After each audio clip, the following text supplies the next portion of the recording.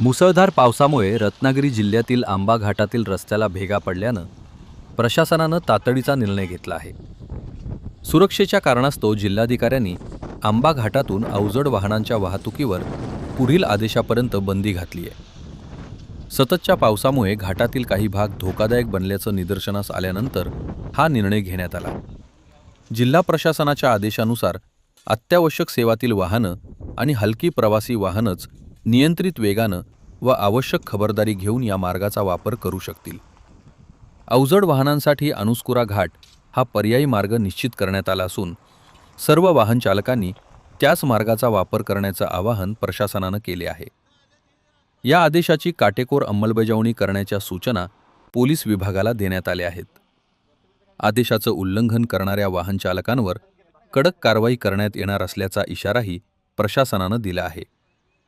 त्यामुळे आंबा घाटातून प्रवास करणाऱ्या नागरिकांनी आणि वाहन चालकांनी प्रशासनाच्या सूचनांचं पालन करण्याचं आवाहन करण्यात आले आहे.